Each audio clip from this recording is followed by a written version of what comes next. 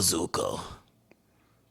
The key to success is green tea. Welcome back to Chats with Cal, the only podcast for the fireplacing, robes, cozy, vibes, vibing.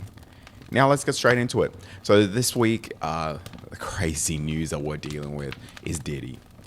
Diddy has been accused of sexual assault again. Again.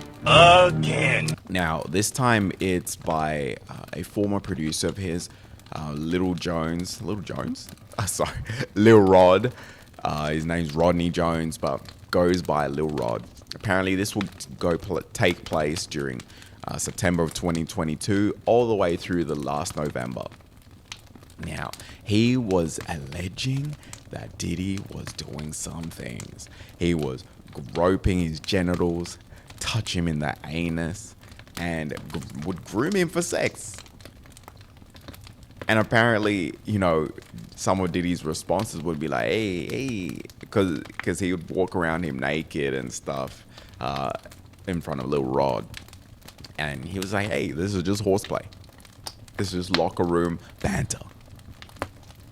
Now, I don't want to be in a locker room with Diddy anyway, because that guy, a freak. But just in general, this is not horseplay. At least it's not horseplay that I participate in. If that's you, cool. But that's not me. But anyway, this being alleged of Diddy is not a surprise. Like I mentioned before, he's a freak. He's shown that many times. Him, the accusations on Vince McMahon as well. Both of them have shown that they're freaks. Like, this is not out of the realm of possibility. It's not like Stevie Wonder. If this came out, Stevie Wonder, and he's been doing this to all of the people who surround him, his caregiver who has actual eyes and helps him out, and he's like, hey, that would be like, whoa, not Stevie. But these ones, not as big a surprise. That said, it's still not good. It's still not what you want in terms of behavior of people in power. But at the same time, it's kind of just like, it's Diddy though. It's the same man who did bad boy. That's the same person. So still not a surprise. But what's funny about this is, in the court documents, they had some artist or at least an artist that was redacted from the documents, in some of the situations. And that one artist, is described as a Philly rapper who had once dated Nicki Minaj. Now, obviously, everyone's putting two and two together, and they're like, it's Meek Mill, right? So people are saying, hey, Meek Mill, why are you gay? And he has lost it. He's like, nah, I'm a Philly rapper. He's like, no man would ever approach me with that. And I quote, by the way, don't cancel me yet. At least let me, get further along. And these are not even my words. These are his words. The article will be down below. Now let me get back in character. No man or what would ever approach me with gay activity, and the whole place would get flipped. So I'm just like, hey, bro, like, relax. Some people are saying, hey, just let it just be cool. You don't actually have to respond. You could just be quiet, let the activity come out, drop a new song or something, and all eyes will be on you. That's actually a name of one of his songs, for those of you who don't listen to Meek Mill. That's a little disclaimer there. But all eyes would be on you. He couldn't monetize it. You know what, Meek? I don't want to be your manager, because apparently you circle around Diddy. And I don't want any of that foolishness. But there's some food for thought.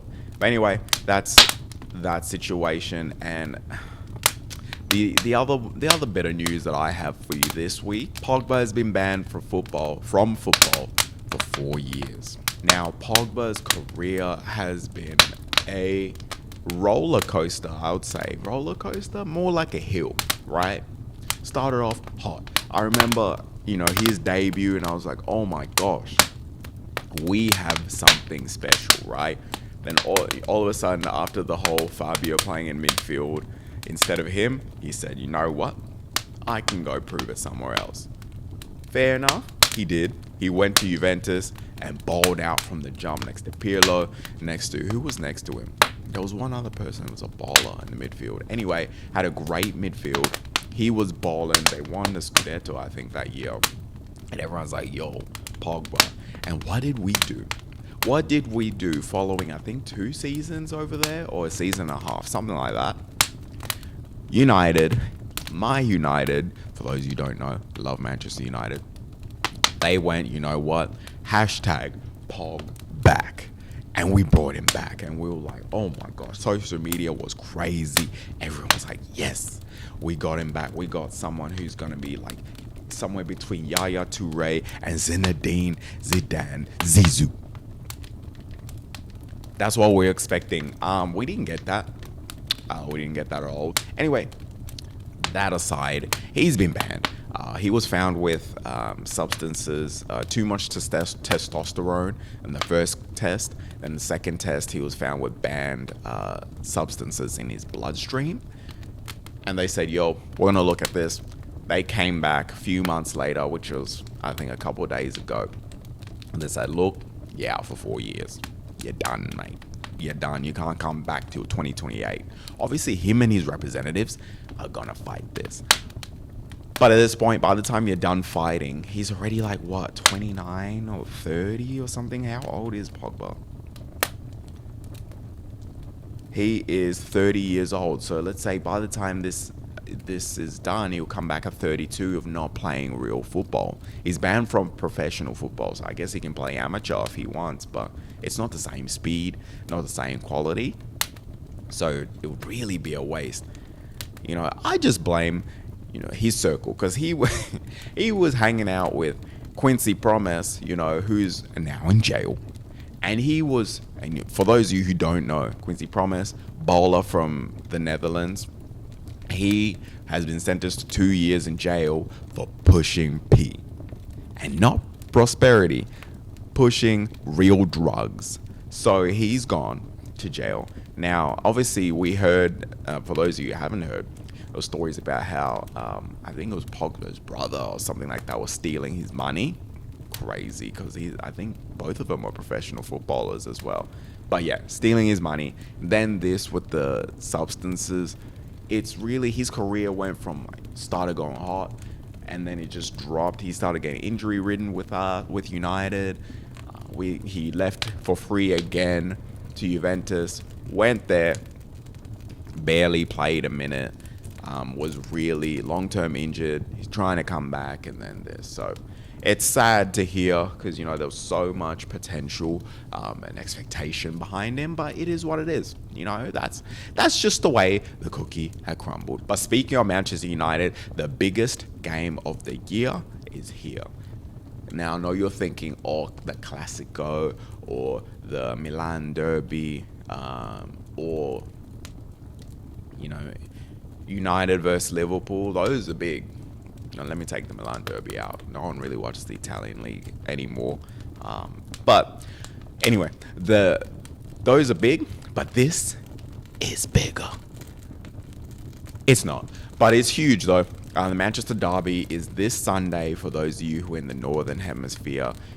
Actually, I think it's Sunday for everyone.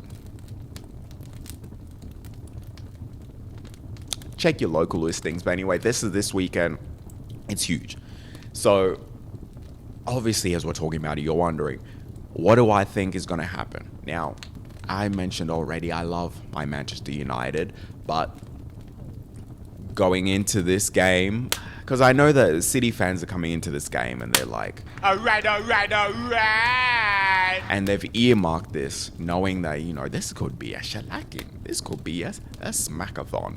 But I really think that we're going to do something. We're going to shock everyone. I don't think we're going to win, but I think we're going to draw. I think we're going to pull out a draw. Ten Hag is going to figure it out, because we have so many injuries.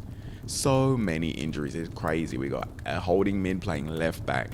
We've got an 18-year-old starting. I mean, he's a baller. He's a baller though. He's a baller. We need to tie him down to a long contract. Our front three is doing madness. We have Rashford up there doing interviews to tell people to chill out.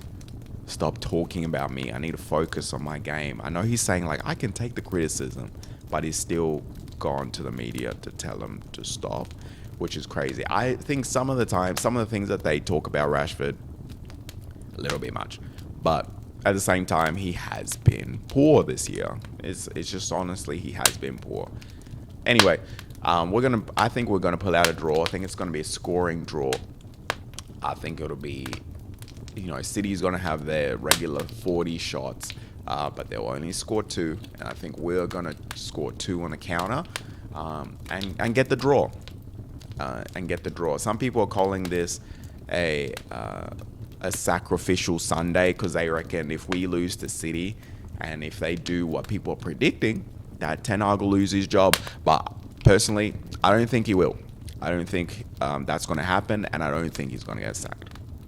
Anyway, that's enough. We're at that point in the video where I know that you're wondering, how can I get more of this content? How can I never miss out? How can the flames keep flaming? How can the robes keep robing? And how can the vibes keep vibing? It's simple. Like, subscribe, hit the notification button if you're keen, and that way you won't miss out anything. Everything is going to stay there. And if you're on any other any other platforms to hear podcasts, make sure you follow the channel. Make sure you give me a thumbs up or a 5-star review. That would be ideal. That's the requirement. If you have problems, hit me up in the comments, whether on YouTube, or join the channel on Reddit, all of that down below. And if you didn't understand anything that I said, down below. Anyway, let's get back into it. So the question of the week: what is a rich people thing you would totally be into if you became rich? Someone said, a secret passage in my home. Which I was like, okay, that's a little juice. There's a little bit, a couple of squirts of juice right there for you. But then the next person said, and a fireman pole. Which I was like, okay, it's getting warm. They said, anyone can afford a fireman pole. My mom had one in her bedroom. The next person comments, mine too. One guy from the department store would show up at 10 p.m. every night to inspect it. Takes about an hour. So they must be pretty dangerous to need routine maintenance like this. Another guy comments, I can confirm. I'm from the department store, and normally we do a lot of heavy lifting during the inspection. Hence all the loud moaning and cursing. Sometimes we have to bring a whole crew of guys for the inspection. Now, if that was me, and first of all, this started so wholesome that actually I don't know if for this person had the wholesome intent, but this person did have, one of them had to have had a wholesome intent there, and then everyone just ran with it. The whole department guy stopping by at 10 p.m. If it were talking about my mother, this wouldn't happen. I would have blocked, reported this whole thing, shut it down, found that person. Now, as usual, we give some recommendations on TV shows here or movies or whatever. If you're not on the new Love is Blind season, you're lacking. You are lacking. You know why? Now, I think this is season 6. I can't remember what number it is. They just drop a new season and I watch, right? But this season, juicy. We've got off-brand Megan Fox, right? Off-brand Megan Fox. Single mothers on the show. Single mothers, you're represented. People risking it all with other cast members. Never seen before. They've never done that before, to our knowledge. But this cast, reckless, ruthless, and we love it. The level of treachery on here is crazy, and I am so for it.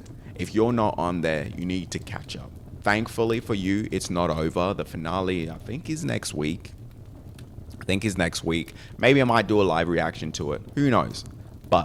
Or a live watch when it drops. Hopefully it's not during work hours. I don't think it'll be on like a Monday night probably, or Tuesday or Friday, or just any night but tonight. But we're gonna do it. Highly recommend you jump on that. Last week we talked about the Avatar: The Last Airbender. It dropped last week. Honestly, it was great. It was good. Like, the CGI, tough. The act casting, tough. Except Katara, not a huge fan. Just something just wasn't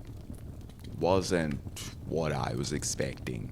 And same with Uncle Iroh. Like, I feel like his voice just wasn't hitting the way it should be. I could have voice casted it, you know. Cause you know, Zuko, the key to success is green tea. You know, that's what his voice should have sounded like. I know I ate that up. Comment down below how well I ate that up. But, you know, it just wasn't hitting like that. So it is what it is. But overall, great. As we close, we always close with some interesting facts. This time, it's some interesting facts in honor of the Manchester Derby about Manchester. First, Manchester was named after boobs. Boobs. The Curry Mile in Manchester is the largest concentration, the largest concentration of South Asian restaurants outside of Asia. Finally, The Peaky Blinders, another Netflix show, was filmed in Manchester. Peaky Blinders. And that's it. That's it for us this week. Again, if you haven't already, make sure you hit the subscribe button, like the video, so that you never miss out on any content. Again, weekly, you're going to be here chatting with Cal. If you're on any other platforms for podcasts, Apple, Amazon, Spotify, Carrier Pigeon, you'll find me. But if you're still here at this point, go.